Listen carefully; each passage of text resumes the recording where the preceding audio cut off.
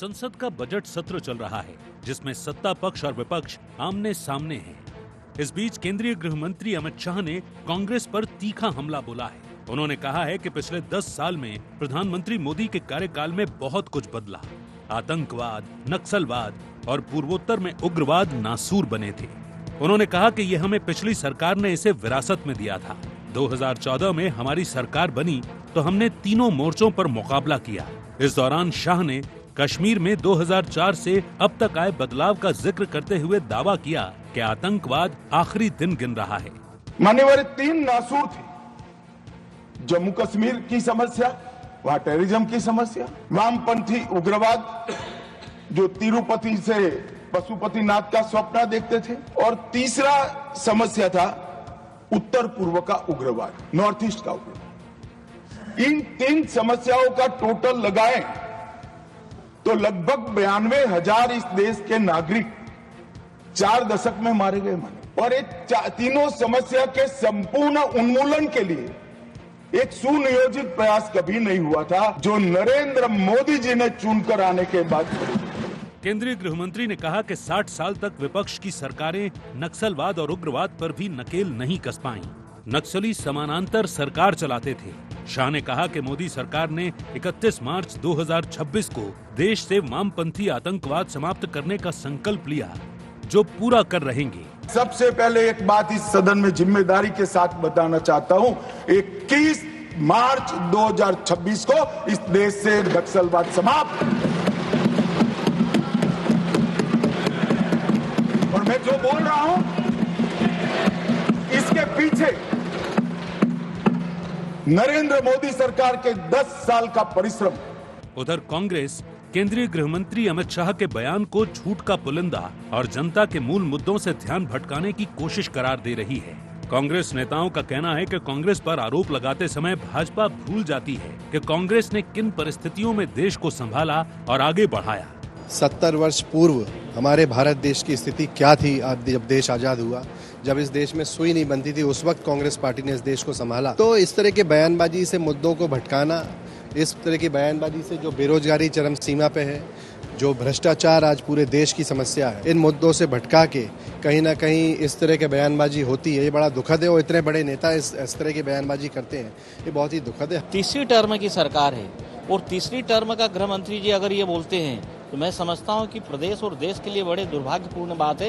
ये बिल्कुल भी नहीं होना चाहिए और विरासत में मिला और ये करके पल्ला नहीं झाड़ना चाहिए। तो उनको जो दायित्व मिला है उस दायित्व का निर्वहन करना चाहिए, कानून से अपना काम कराना चाहिए, तब जाकर मैं समझता हूं कि सारी चीजें स्पष्ट होगी। मोदी सरकार को विपक्ष जिन मोर्चों पर नाकाम बताकर घेरने की कोशिश कर रहा है, उनमें मणिपुर की हिंसा भी एक है। केंद्रीय गृह मंत्री अमित शाह ने आतंकवाद, उग्रवाद और नक्सलवाद को कांग्रेस की सौंपी गई विरासत बताकर तगड़ा पलटवार की कोशिश की है।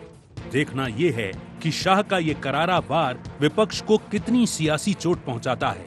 Bureau report, IND 24।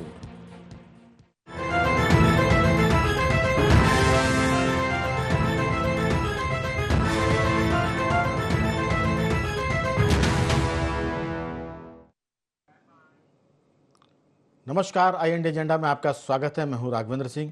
विरासत पर सियासत, इस पर चर्चा करें उसके पहले एक नज़र डालते हैं एजेंडा पॉइंट्स पर। किसने सौंपी देश को आतंकी विरासत? क्या सचमुच आंतरिक सुरक्षा पर फेल हो रही कांग्रेस? मोदी राज के 11 साल में कितना सुरक्षित हुआ देश? आतंकवाद, नक्सलवाद और उग्रवाद पर सियासत क्यों नहीं एक राय? मुद्दे बहुत सारे हैं, लेकिन सुरक्षा के मुद्दे पर सबको एकजुट होने की ज़रूरत है, क्योंकि अगर सुरक्षा नहीं है तो फिर कोई भी सुरक्षित नहीं है, और अगर देश नहीं है तो फिर किसी का कोई सियासत भी नहीं है। इसी पर विस्तार से बात करेंगे। चर्चा के लिए हमारे साथ स्काइप पर जुड़े हैं हमारे 3 विशेष मेहमान। आपको बता दें कि जितेंद्र मिश्रा मध्य प्रदेश कांग्रेस के प्रवक्ता। जितेंद्र जी, आपका स्वागत है।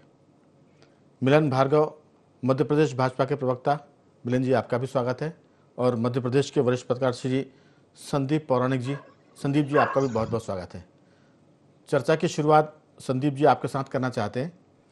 जो बयान अमित शाह ने दिया है, अगर हम उसको कुछ साल पीछे जाएं तो धारा 370 हटाने की जब बात हुई थी तब अमित शाह ने अपने भाषण में कहा था कि पीओके भी हमारा है, जान दे देंगे इसके लिए। 370 हटाने पर तो उन्होंने कहा था कि ये धारा घिसते घिसते घिस जाएगी और इसको हटाने का काम भाजपा ने किया है। तो मुझे लगता है कि जो 370 की बात थी, धारा 35 की बात थी, और उसके बाद जिस ढंग से अमित शाह एक परफॉर्मेंस दे रहे हैं लोकसभा के भीतर, वो कह रहे हैं कि हमको विरासत तो मिला था उग्रवाद, आतंकवाद और नक्सलवाद, 10 साल में हमने इसे काफ़ी नियंत्रित किया है। आंकड़े तो बताते हैं कि इसमें कमी आई है, लेकिन हर एक के अपने अपने तर्क हैं, कांग्रेस के अपने तर्क है, भाजपा के अपने तर्क है, और ज़मीनी हकीकत पर एक पत्रकार के नाते हम बात करना चाहते हैं। पहले आपकी राय, फिर हम आएंगे दोनों साथियों की तरफ। संदीप जी। देखिए राघवेंद्र जी, सरकारें कोई भी रही हों, सब सरकारों ने मौजूदा हालात जो उनके समय का रहा है उसके अनुसार उन्होंने काम किया है। उस समय परिस्थितियां 1977 की हम बात कर लें, 84 की बात कर लें और भी कर लें, तो इस देश के प्रधानमंत्री जो रहे उन्होंने भी जान गंवाई है इस आतंकवाद के चलते, उग्रवाद के चलते जिसे हम कहें।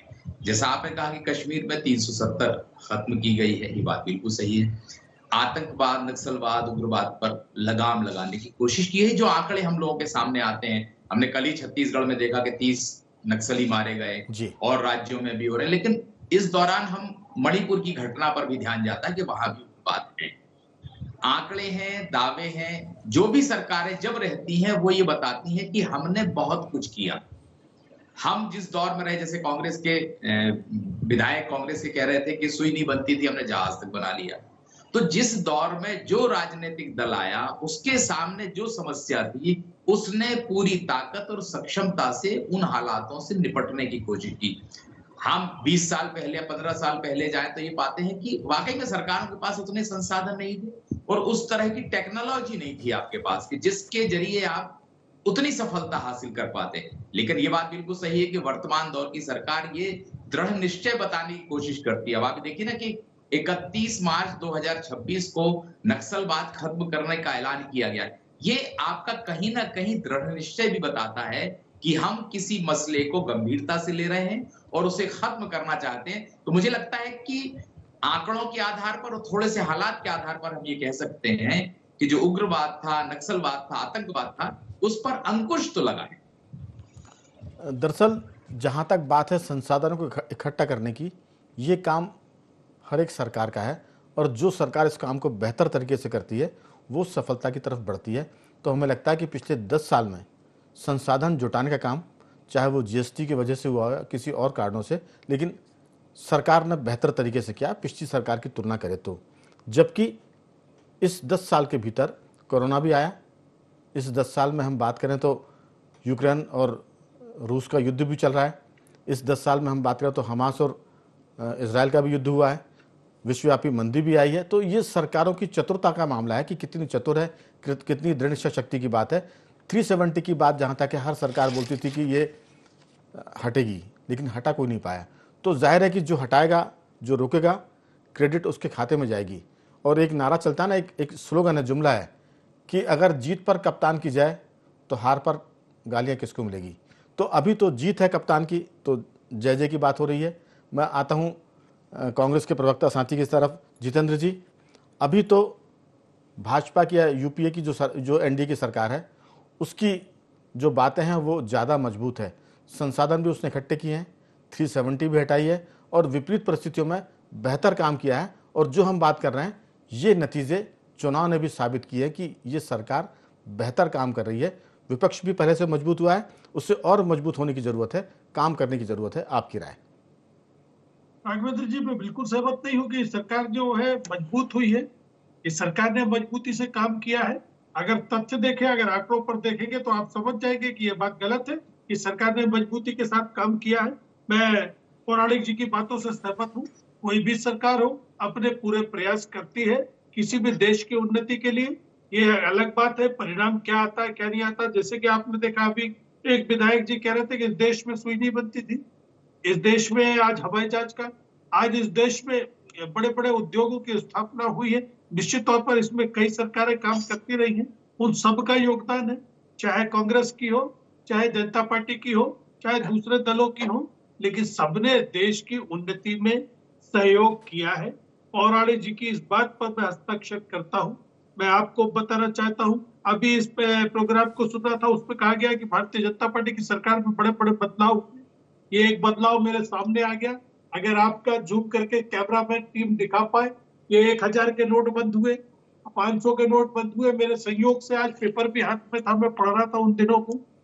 इस देश में आतंकवाद खत्म होने की बात गृह मंत्री ने की। आपने देखा इस देश में नक्सलवाद बंद करने की बात, कम करने की, खत्म करने की बात गृह मंत्री ने की। मुझे ये बताइए, छत्तीसगढ़ का नक्सलाइट बालाघाट तक दस्तक दे रहा है कि नहीं दे रहा है? इस पर आपका क्या कहना है, मैं पूछना चाहता हूँ। एक चीज। दूसरी चीज, आतंकवाद की बात की, क्या आतंकवाद जम्मू कश्मीर में खत्म हो गया?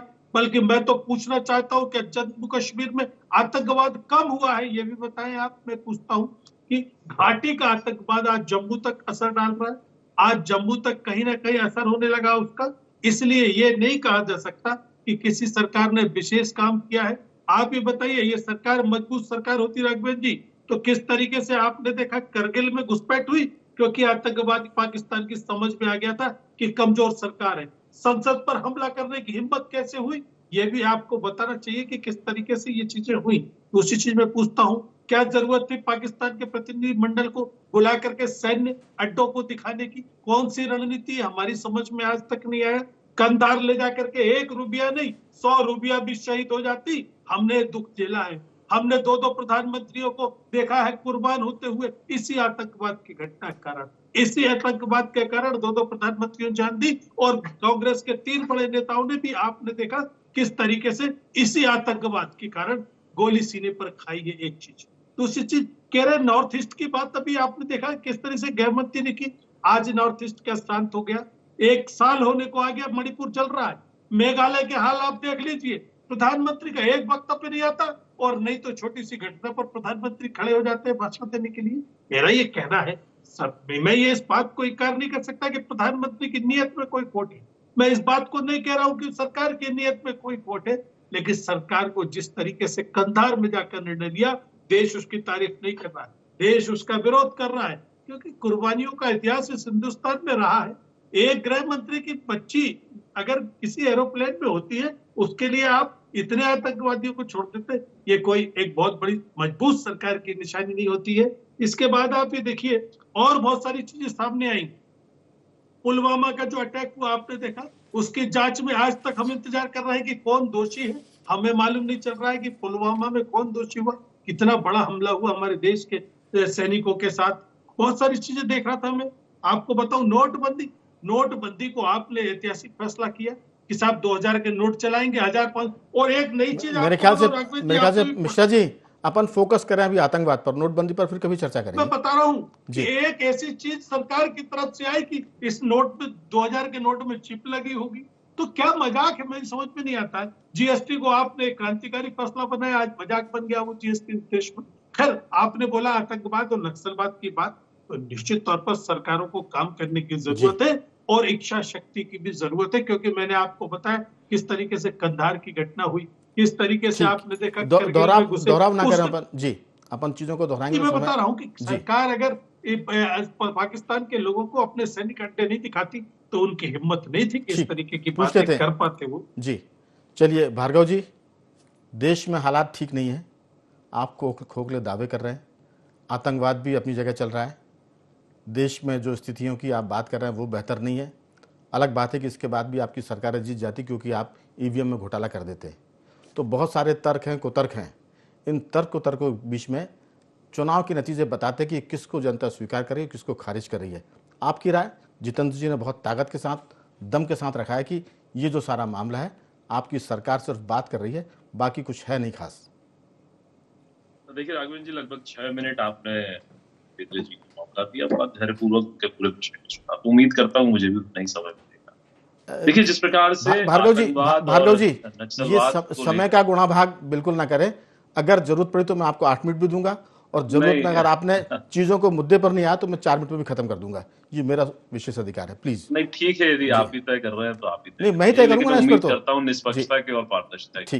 ठीक एक उम्मीद है, उम्मीद पे आप कर रखने में मैं स्वतंत्र हूँ, आप अधिकार है, आप कहीं भी रुक सकते हैं, टोक सकते हैं, मेरे बड़े हैं जी। लेकिन जिस प्रकार से आतंकवाद और नक्सलवाद की जड़ें कहां से पैदा हुए इस और मैं ले जाना चाहूंगा कि आतंकवाद क्यों पैदा इस देश में हुआ। पाकिस्तान किसने बनाया? आपके पूर्वज ने बनाया। क्यों बनाया? क्योंकि मुस्लिमों को एक अलग देश देना था, ये आपका कमिटमेंट था और इस देश पर राज आपके पूर्वजों को करना था, ये कमिटमेंट था। दूसरी बात, नक्सलवाद कैसे पैदा हुआ? नक्सलवाद आपने औद्योगिक घरानों को जल, जंगल, जमीन किस प्रकार से तोहफे में दी और जो इसके अधिकारी थे उन पर थोपा गया। आज जबकि औद्योगिक नीतियां सौंपने का काम करती हैं, लोगों को जीवन बदलने का काम। दूसरी बात, इस डिबेट में सुई को लेकर बार बार चर्चा हुई कि इस देश में सुई नहीं बनती थी और सुई बनाने से लेकर जहाज बनाने तक का जो काम कांग्रेस पार्टी ने किया, ये कांग्रेस पार्टी का इतिहास है। तो मुझे लगता है कि जब सुई इस देश में आजादी के बाद आपने प्रारंभ की, तो आजादी से पहले इस देश के जो हमारे पूर्वज थे वो निर्वस्त्र होकर घूमते होंगे, क्योंकि सुई से तो धागा बुनकर जो वस्त्र बनते हैं, और जब सुई थी नहीं तो वस्त्र बनते नहीं थे, इसका मतलब। तो ये बात मुझे पचती नहीं, क्योंकि कांग्रेस पार्टी के हमारे जो साथी लोग हैं वो जोर शोर से इस बात को रखते कि देश भूखा नंगा था, हमारे पूर्वजों के कारण, कांग्रेस यानी नेहरू जी के कारण ये देश समृद्धशाली हो, जबकि इतिहास हमारा कहता है कि हम समृद्धशाली थे, सोने की चिड़िया थे, हमारा गौरवशाली इतिहास है और रहेगा। आपने औरंगजेब की बर्बरता को दरकिनार करते हुए उसकी महानता का गुणगान किया, हम महाराणा प्रताप के गुणगान करते हैं, हम स्वामी विवेकानंद को मानते हैं, आप अकबर को मानते हैं, अंतर इतना है। दूसरी बात, नक्सलवाद को लेकर हमारी बहुत दृढ़ता के साथ हमारे गृह मंत्री अमित शाह जी थोड़ा तो दाएं बाएं आप भी हो गए, लकीर खींच के तारीख दी है, वो तारीख बताती और हमको स्वयं को याद दिलाएगी। क्योंकि जब हम लक्ष्य निर्धारित करते हैं तो उस लक्ष्य को आने के प्रति जो हमारी गंभीरता दिखाती है, जो दबाव दिखाता है कि हमें उस लक्ष्य को पूरा करना है, तो ये कहीं ना कहीं सरकार की दृढ़ संकल्प दिखाता है। और 10 साल में किस प्रकार से कमर तोड़ी है राघवेंद्र जी, ये आप भी जानते हैं और यहाँ पौराणिक जी भी बैठे हैं, ये सहमत होंगे कि हमने कमर भी तोड़ी और इसके कई सारे स्वरूप हैं। सिर्फ ऐसे ही नहीं तोड़ी, मतलब उस मोर्चे पे लड़ाई लड़ने के लिए हमने पहले तो उनको प्रोत्साहित किया कि हथियार डाल दें। हथियार जिन्होंने डाला उनको कहीं ना कहीं उनको स्थान दिलाने का काम किया, उनको नौकरी देने का काम किया, और जिन्होंने हथियार नहीं डाले तो उनको ठोकने का काम भी सरकार ने किया और निस्त नाबूद किया। और जो हमारी एजेंसीज हैं, जो हमारी पुलिस है, आर्मी है, इन सबको आधुनिकता के साथ तकनीकी रूप से लैस किया, आधुनिक हथियार भी उपलब्ध कराए, ऐसे व्हीकल भी उपलब्ध कराए जिससे उनकी जान मान के हानि न हो। और जिस प्रकार से तकनीक का उपयोग करके सैटेलाइट इमेजेस के माध्यम से 2-2.5 साल का रिकॉर्ड भी चेक करके उसको ट्रैक किया गया, किस प्रकार से इनका मूवमेंट होता है, बहुत धैर्यपूर्वक इन कार्रवाई करते हुए आप परिणाम देखिए। आप क्या नक्सलवाद खत्म होने की दिशा में, और 1 साल तो रुकिए जितेंद्र भाई, क्या जल्दबाजी है? यदि हमारी कथनी करनी में अंतर होगा तो 1 साल की डेडलाइन के बाद आप खूब चिखिए, चिल्लाइएगा, अभी मौका तो दीजिए साहब। और सरकार को मौका इस जनता ने दिया, जनता जनार्दन है और जनता को विश्वास है। इस चर्चा से हम लोगों का मानस बदलने में मानस बनाने में प्रयास जरूर करते हैं, लेकिन हमारे कार्य, हमें परिणाम, और हमारे जो परिणाम तीसरी बार प्रधानमंत्री नरेंद्र मोदी जी के रूप में दिख रहे हैं, इस देश का मानस स्पष्ट है। हमने 370 भी खत्म करके दिखाई, और हम तो आतंकवादियों को घर में घुसकर मारते हैं। इस देश की तमाम एजेंसीज, मीडिया रिपोर्ट्स, आर्मी कहती है कि हमने आतंकवादियों घुस के मारा है, लेकिन कांग्रेस पार्टी कहती नहीं मारा, सबूत दिखाइए। मतलब दुर्भाग्य देखिए, इस देश के साथ खड़े होना चाहिए लेकिन गद्दारों के साथ खड़े होते हैं, ये दुर्भाग्य है जो नहीं होना चाहिए। लेकिन इस प्रकार की नीति जो देश विरोधी है, ये कांग्रेस पार्टी का पतन का कारण है, और कांग्रेस पार्टी को यह चिंतन करना चाहिए कि वो देश के साथ खड़े हैं, देश के दुश्मनों के साथ। संदीप जी, लोकतंत्र में हर 4 मिनट में पूरी बात कर दी जी। लोकतंत्र में हर चीज का पैमाना चुनाव के नतीजे होते हैं। आप देखिए कि अगर पार्टियां दावे करती है, प्रतिदावे करती है, और जनता उसको जज करके फैसला करती है। हम कुछ भी कहते रहे, जनता के फैसले बताते हैं कि अभी तक जितेंद्र जी भले ही सहमत ना हो, क्योंकि आप सहमत नहीं होंगे तो नतीजे नहीं बदलेंगे। नतीजे बताते हैं कि बीजेपी की सरकार जो काम कर रही है उसको दोबारा काम करने का मौका जनता दे रही है। अब सुधार की जरूरत यह है कि हर एक को सुधार करना चाहिए, प्रतिपक्ष सुधार करे। तो ये तो मैंने वो बात की जो जितेंद्र जी ने मुझसे सीधे कहा था कि मैं सहमत नहीं हूँ। आप मुझसे सहमत हो या ना हो, जनता भी आपसे सहमत नहीं है, क्योंकि वो आपके खिलाफ फैसला दे रही है। इसको आप जितनी जल्दी स्वीकार करेंगे, सफलता के नजदीक उतने जल्दी आप पहुंच जाएंगे। मुझे हराने जिताने में आपके अगर वोट बढ़ते हैं तो मैं 100 बार आपसे हारने को तैयार हूं। संदीप जी, आपकी राय? देखिए राघवेंद्र जी, ये बात बिल्कुल सही है कि जनता के बीच जो संदेश जाता है सरकार का, जनता उसी के आधार पर आपको वोट करती है, चुनाव जिताती है। कहीं ना कहीं हमारे देश के राजनीतिक दलों का जो शगल हो गया है, हम कहें कि एक शैली हो गई है कि जो सरकार होती है उसके काम की आप आलोचना करते हैं, उसमें कमियां खोजते हैं। आतंकवाद हो, उग्रवाद हो, ये देश के लिए नासूर, ये हर आदमी जानता है। देश का किसी भी इलाके में, हम मध्य प्रदेश में रहते हैं, हमारे यहाँ आतंकवाद नहीं है, लेकिन हम आतंकवाद को समझते हैं। और जो भी दल या सत्ता आतंकवाद को खत्म करने की कोशिश करती है, हम जनता का जनमानस उसके साथ हो जाता है। और विपक्षी दल चूक क्या कर जाता है, उसकी अलग अलग तरह से निंदा करने लगता है। मैं कहता हूं पुलवामा की घटना कुछ भी हुई और संदीप जी, सवाल हम पत्रकारों का होता है, किसी से भी सवाल करें, अगर सवाल चुभने वाला है तो कहते हैं कि आप तो हमारे विरोधी हो गए। ये बहुत दिक्कत हो गई है आज की जो परिस्थितियां राजनीति की, कोई भी हो, छोटा हो बड़ा हो लीडर, अगर आपने कुछ उनके पास आलपिन वाली बात दिखाई है तो वो कहते हैं कि आप तो कांग्रेस के या भाजपा के। अभी मिलन भार्गव जी को मैं कुछ कह दूंगा तो वो कहेंगे आप मुझे समय नहीं दे रहे हैं। जितेंद्र जी से मैंने ये कहा कि जनता का फैसला ये है, उन्होंने कहा मैं आपकी बात से बिल्कुल सहमत नहीं हूँ। मेरा तो कहना ये कि जनता आपसे सहमत नहीं है। जिस दिन आप जनता को सहमत करा लेंगे मीडिया चैनल के बाद, तो आपकी सरकार हो जाएगी। और एक बात उन्होंने और की थी, संदीप जी आपसे तो बात कर ही सकता हूँ, वो ये कि कांग्रेस ने दो लीडर खोए आतंकवाद में, आखिर किसकी पॉलिसी से खोए? अगर जनरल सिंह भिंडरेवाला, एक मिनट मेरा आपसे सवाल, मैं संदीप से बात कर रहा हूँ, आप चाहें तो उसमें बोल सकते हैं बाद में। भिंडरेवाला अगर पैदा हुआ था तो किसकी वजह से हुआ था? और शहादत हुई, सबको दुख है, इंदिरा जी की हत्या देश के लिए बहुत बड़ा आघात था। अगर राजीव जी की हत्या हुई है तो फिर श्रीलंका में सेना की स्थिति थी, शांति सेना, हम कहीं ना कहीं गलत पॉलिसी पर थे। सरकार हमारी, उसमें बीजेपी कांग्रेस की सरकार नहीं है। अगर राजीव जी की सरकार ने गलत फैसला किया था तो उस गलत फैसले के साथ हम सब होते हैं, उसमें बीजेपी कांग्रेस पत्रकार नहीं होता है, लेकिन उसका हर्जाना तो भुगतना पड़ेगा ना। वो हर्जाना हमने चुकाया, कांग्रेस का एक लीडर गया, हमारा एक पूर्व प्रधानमंत्री गया, ये हमारा कहना है। आप उसको बांटते हैं पार्टियों में, हम उसको देखते देश के परिप्रेक्ष्य में। संदीप जी जल्दी से बात कर लें। बिल्कुल सही कहा राघवेंद्र जी, आज स्थिति हो गई कि पत्रकार सबसे कमजोर हो गया है। नहीं, कमजोर नहीं हुआ है, उस पर बॉल हो गया, उस पर सर्वाधिक आक्रमण होते हैं। मैं कहता हूं कि वो गरीब की लुगाई है। कांग्रेस हारी तो बीजेपी हारी तो पत्रकार को टारगेट। जी सच यही हो गया राघवेंद्र जी कि एक कमजोर बॉल हो गई, जिसको जब जैसा घुमाना हो खेलना हो खेल लीजिए आप। ये बात बिल्कुल सही है कि देश के प्रधानमंत्री को राजनीतिक दलों ने उसे राजनीति में बांट दिया। आज सवाल राघवेंद्र जी में जो बात कह रहा था कि विपक्षी दल होके भी अगर सरकार नक्सलवाद और आतंकवाद को खत्म कर रही है तो आपको उसमें स्वर से स्वर मिलाना चाहिए, तो जनता के बीच एक संदेश जाएगा और जनता में आपका भी मानस बनेगा कि ये सिर्फ विरोधी नहीं है बल्कि देश में अगर कोई अच्छा कदम अगर आप ये समझाएंगे तो आप पर ही नजला उतर जाएगा। राघवेंद्र जी उसकी चिंता नहीं करता मैं, बीते 3.5 दशक में चिंता नहीं की, तो आज भी किसी की चिंता नहीं करता। जो बात है सच कहना है, और जो मुझे लगता है सच, हो सकता है वो सच ना हो, जो मुझे सच लगता है वो कहूंगा।